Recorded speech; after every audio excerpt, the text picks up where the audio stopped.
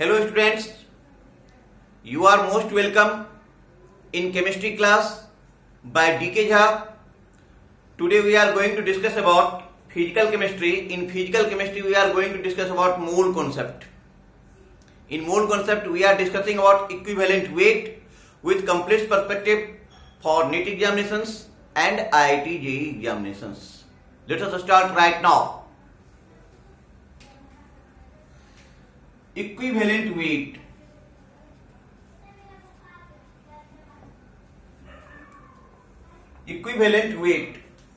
अब equivalent weight को हमें समझना है। इक्वल और इक्विवेलेंट दो अलग अलग चीज होता है। इक्वल और इक्विवेलेंट दो अलग अलग चीज होता है। इसको हम समझने का ट्राई करते हैं, प्रयास करते हैं कि लेट अस सपोज मान लो कि कोई एलिमेंट ई है। मान लो कि कोई एलिमेंट ई है। इस एलिमेंट ई का एक्स पार्ट यदि हाइड्रोजन के 1 पार्ट से या ऑक्सीजन के 8 पार्ट से या क्लोरीन के 35.5 पार्ट से या सिल्वर के 108 पार्ट से रिएक्ट कर जाए, कंप्लीटली कंबाइन हो जाए, बैलेंस हो जाए, इन दैट कंडीशन जो ये एक्स पार्ट होता है वो एलिमेंट ई का इक्विवेलेंट वेट हो जाता है। फिर से समझिए आप कि किसी भी एलिमेंट ई का एक्स पार्ट यदि हाइड्रोजन के 1 पार्ट से या ऑक्सीजन के 8 पार्ट से या क्लोरीन के 35.5 पार्ट से या सिल्वर के 108 पार्ट से रिएक्ट हो जाए, बैलेंस हो जाए, कंप्लीटली कंबाइन हो जाए, इन दैट कंडीशन जो ये एक्स पार्ट होगा that is called equivalent weight. अब ये है बहुत ही बुकिश डिफिनेशन और technical definition, but whenever we are talking about NEET examinations, whenever we are talking about IIT JEE examinations, हमें कुछ अलग करके देखना पड़ेगा इनको। अब इनको हम अलग करके कैसे देखेंगे तो आप यहां पे ऐसे देखो कि जब हम एटम की बात करते हैं और मोलिक्यूल की बात करते हैं, एटम के केस में जो इक्विवेलेंट वेट होता है this is atomic weight upon valency. Atomic weight upon valency. जब हम मोलिक्यूल के केस में बात करेंगे तो this is equivalent weight equal to molecular weight upon n factor.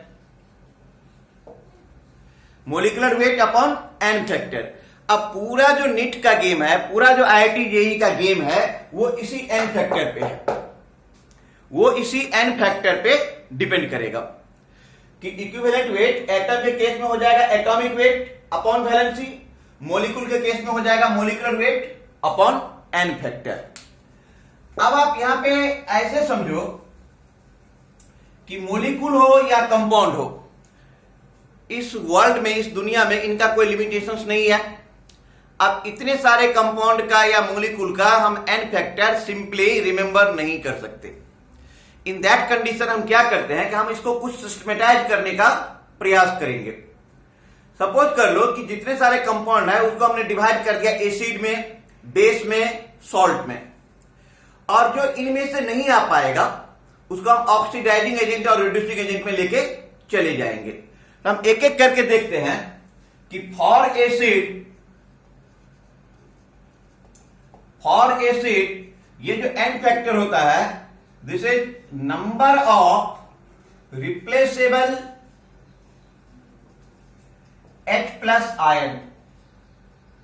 For acid ये जो एन फैक्टर हो जाएगा number of replaceable H plus ion. मान लो आपके पास HCl है तो HCl will be broken up into H positive plus Cl negative। तो HCl एक H प्लस दे रहा है तो HCl के लिए N फैक्टर हो जाएगा 1, इक्विवेलेंट वेट हो जाएगा molecular weight upon 1। Molecular weight इसका हो गया 35.5 प्लस 1 36.5 अपॉन 1। तो इसका इक्विवेलेंट वेट मोलिकुलर वेट के बराबर हो जाएगा। क्यों? क्योंकि इसका N फैक्टर 1 है, इसका N फैक्टर 1 है। Whenever we are talking about H2SO4, अब आप H2SO4 को देखो, H2SO4 को हम कैसे लेंगे? It will be broken up into H positive plus HSO4 negative, one condition. And second condition में आप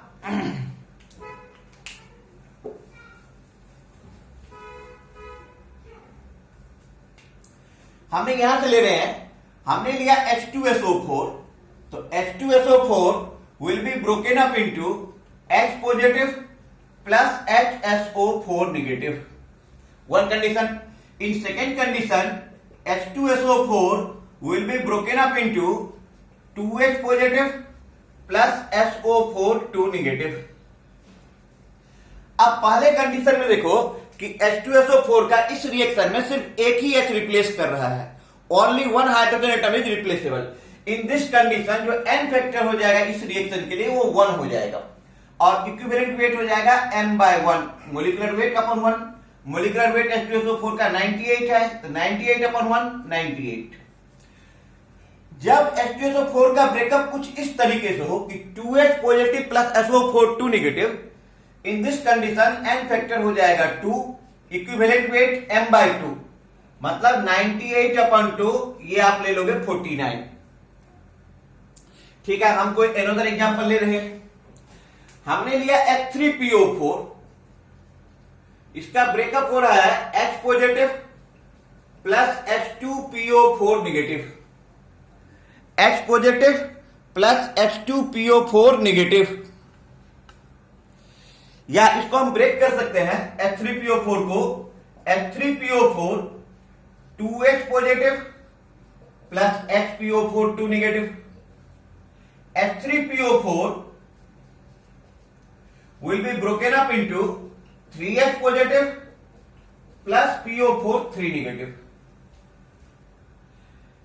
पहला जो रिएक्शन दिया गया है इसमें एक ही H प्लस रिप्लेस हो रहा है, तो n फैक्टर हो जाएगा हमारा 1, equivalent weight m/1। In the second condition n factor 2, equivalent weight m/2। In the third condition n factor 3, equivalent weight m/3, equivalent weight m/3। हम क्या देख रहे हैं कि H3PO4 का एक रिएक्शन में इक्विवेलेंट वेट m/1 है, सेकेंड में m/2 है, थर्ड में m/3 है। क्यों? क्योंकि फर्स्ट रिएक्शन में सिर्फ एक H plus, only one H plus जो है सो रिप्लेसेबल है, सेकेंड में जो है तो 2H प्लस रिप्लेसेबल है, थर्ड में 3H प्लस रिप्लेसेबल है। तो ये डिपेंड करेगा कि किस रिएक्शन में कितना H प्लस रिप्लेस कर रहा है, उसके हिसाब से हम बता सकते हैं कि इक्विवेलेंट वेट क्या है। अब यहां पे सवाल उठता है कि क्या यदि सिंपली हमसे कोई पूछ दे कि what is the equivalent weight of H2SO4 और रिएक्शन नहीं गिवन है, तब हम क्या करेंगे? तो रिएक्शन नहीं गिवन है और आपके पास इन दैट कंडीशन आप क्या करोगे कि maximum number of H plus that could be replaced, जो मैक्सिमम जा सकता है वो आप टिक आउट करोगे। नहीं, रिएक्शन दिया हुआ है तो फिर आपको यह देखना है कि कितना H प्लस जा रहा है।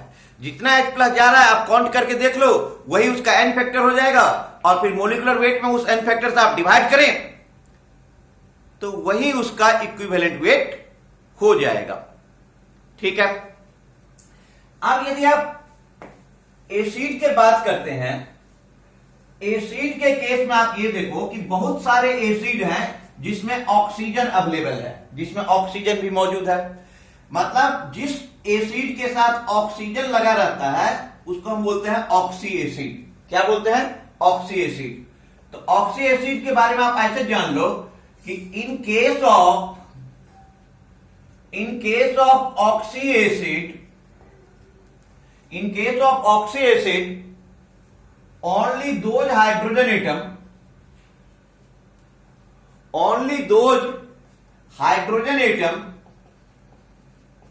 is replaceable which is directly attached with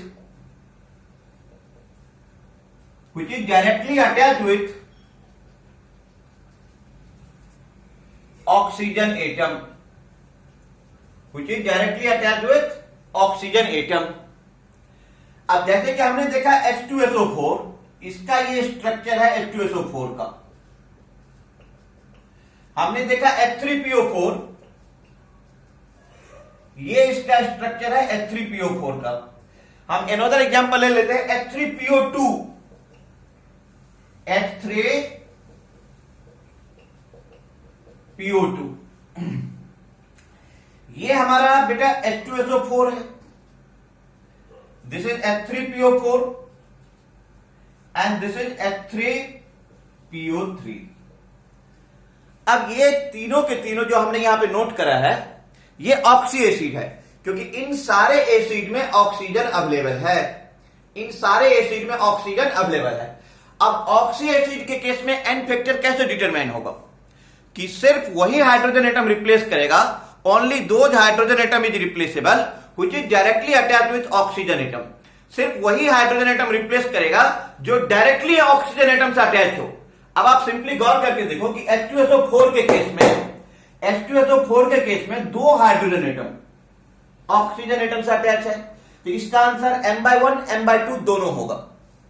तो इसके लिए n फैक्टर m/1 और m/2 इसका दोनों आएगा।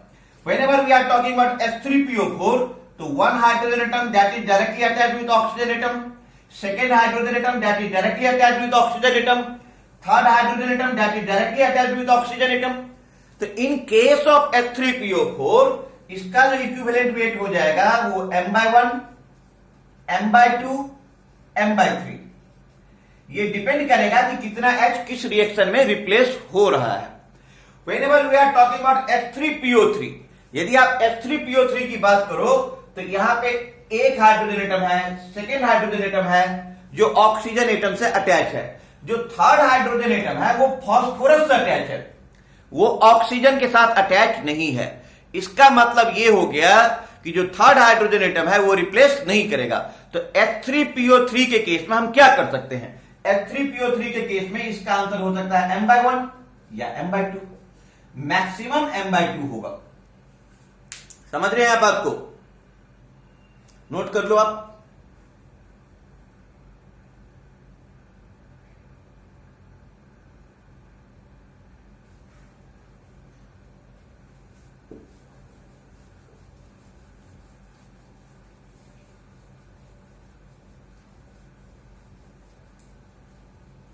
तो हमने एसिड देख लिया।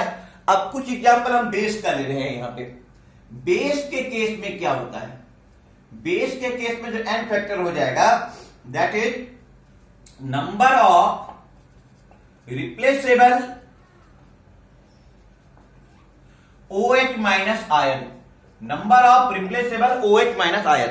बेस के केस में हम ये देखेंगे कि कितना OH माइनस आयन रिप्लेस हो रहा है। कुछ एग्जांपल ले लो यहां पे। NaOH, MgOH whole twice, MgOH whole twice, AlOH whole thrice। NaOH ये ब्रेक कर जाएगा Na positive plus OH negative. MgOH whole twice, Mg2 positive plus 2OH negative. AlOH whole thrice, Al3 positive plus 3OH negative. Okay, जो NaOH का reaction है इसमें कितना OH minus replaceable है? 1। तो N फैक्टर हो गया 1, equivalent weight m/1। In case of MgOH whole twice, N factor 2, equivalent weight m/2। In case of AlOH whole thrice, N factor 3, equivalent weight m/3। तो base के case पर हम ये देखेंगे कि कितना OH माइनस रिप्लेस कर रहा है। सिंपल नोट करो आप लोग।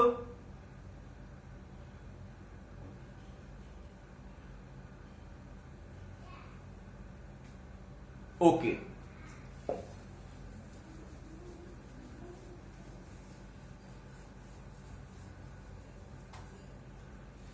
अब हम ले रहे हैं सॉल्ट। सॉल्ट के केस में क्या होगा एन फैक्टर कि charge either present on cation, charge either present on cation or on anion। charge either present on cation or on anion। let us suppose हम कोई सिंपल सा सॉल्ट ले रहे हैं NaCl। NaCl will be broken up into Na positive plus Cl negative. Cation पे कितना charge है? Cation पे 1 यूनिट पॉजिटिव चार्ज है या एनायन पे 1 यूनिट नेगेटिव चार्ज है, तो जो एन फैक्टर होता है वो क्या होता है कि चाहे तो कैटायनिक चार्ज ले लो या आप एनायनिक चार्ज ले लो, तो इस कंडीशन में एन फैक्टर हो गया 1 equivalent weight m/1, equivalent weight m/1।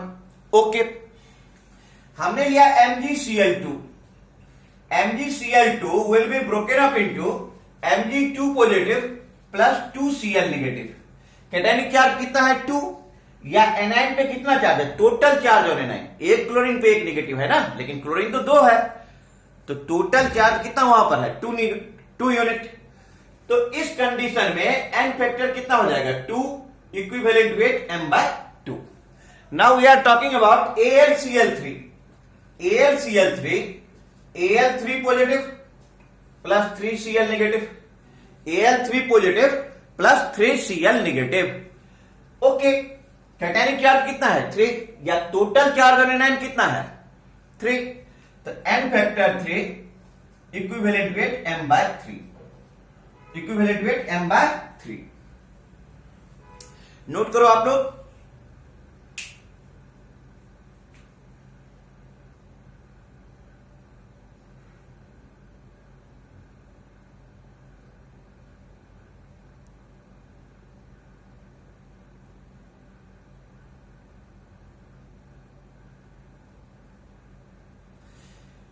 आप ऐसे समझ लो कि पूरे फिजिकल केमिस्ट्री का जो क्वेश्चन सॉल्व होता है वो 2 मेथड से सॉल्व होता है, चाहे तो हम मोल का मेथड लगाते हैं या इक्विवेलेंट का मेथड लगाते हैं। ठीक है, इक्विवेलेंट का मेथड हम लगाते हैं और काफी आसानी से सॉल्व भी कर लेते हैं, लेकिन कुछ ऐसे क्वेश्चंस आ जाते हैं जहां पे हमारा एन फैक्टर काफी कंफ्यूज करवा देता है कि एन फैक्टर क्या होगा। उस कंडीशन में बेटर होता है कि हम लोग मोल का मेथड को प्रेफर करते हैं।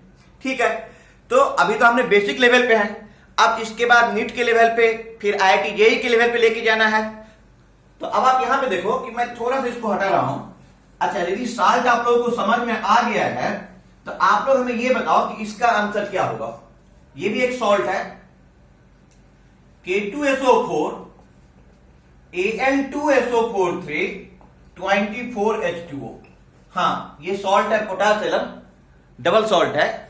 इसका इक्विवेलेंट वेट क्या होगा? यदि आपको किसी ने पूछ दिया कि भैया इसका इक्विवेलेंट वेट निकालो, तो कैसे निकालोगे? How can you solve it? बोलो। नहीं नहीं, देखो इसको कैसे करोगे। K2SO4 will be broken up into 2K positive plus SO4 2 negative. तो कैटायनिक चार्ज कितना है 2, एनायनिक चार्ज कितना है 2। अब आप ले लो Al2SO4 3, इसको आप ब्रेक कर दो, 2Al3 positive plus 3SO4 2 negative.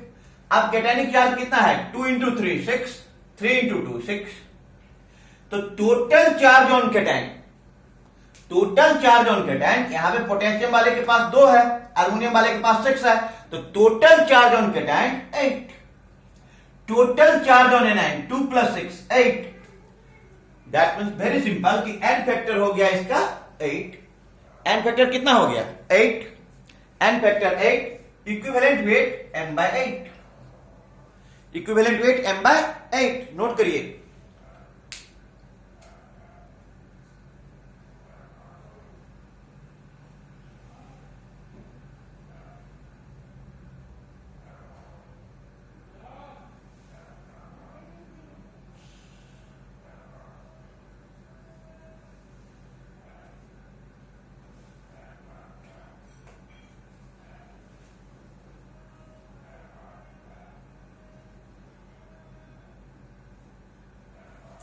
हम नेक्स्ट एग्जांपल ले रहे हैं। हम नेक्स्ट एग्जांपल ले रहे हैं कि हमारे पास एक कंपाउंड है KCl MgCl2 6H2O carnallite. What is the equivalent weight of this carnallite? अब तो आप आसानी से सॉल्व कर सकते हो। पिछले एग्जांपल में आपने तो देख ही लिया कि कैसे ब्रेक हो रहा है। तो KCl MgCl2 6H2O को आप कैसे करोगे? सिंपली, वेरी सिंपल कि KCl will be broken up into K positive plus Cl negative, K positive plus Cl negative. तो cationic charge 1, anionic charge 1. MgCl2 will be broken up into Mg2 positive plus 2Cl negative. Cationic charge 2, anionic charge 2. तो total charge on cation 3, total charge on anion 3.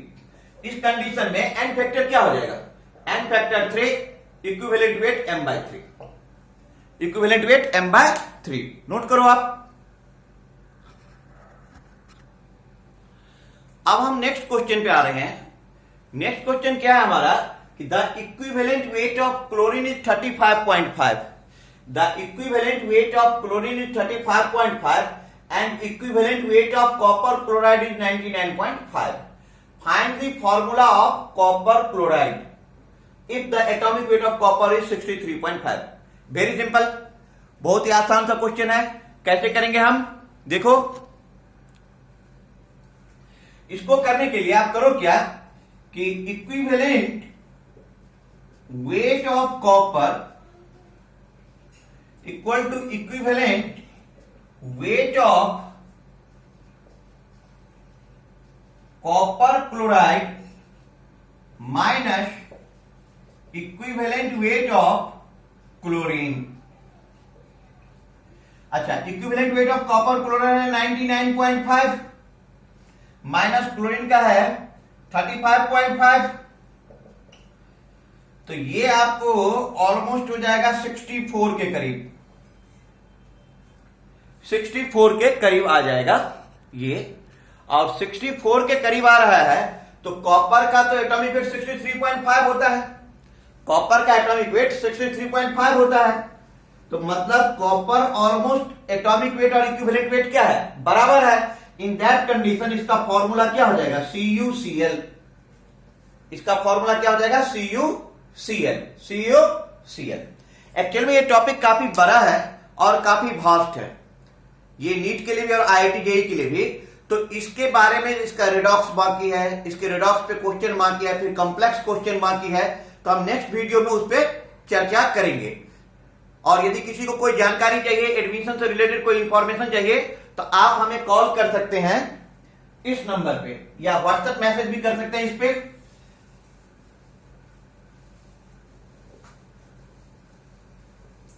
यदि किसी को admission या कोई भी information चाहिए तो इस पे आप कॉल करें या व्हाट्सएप करें 9810625121 पे. नेक्स्ट वीडियो मेरा पूरा प्रयास रहेगा कि आज इवनिंग तक आप लोगों को अवेलेबल हो जाए इसका नेक्स्ट टॉपिक. ठीक है, कोई भी डाउट हो, कुछ भी एडमिशन या रजिस्ट्रेशन से रिलेटेड आपको कुछ भी पूछना है तो आप 9810625121 पे व्हाट्सएप करो या कॉल करो. तो आपको वीडियो अच्छा लगे तो आप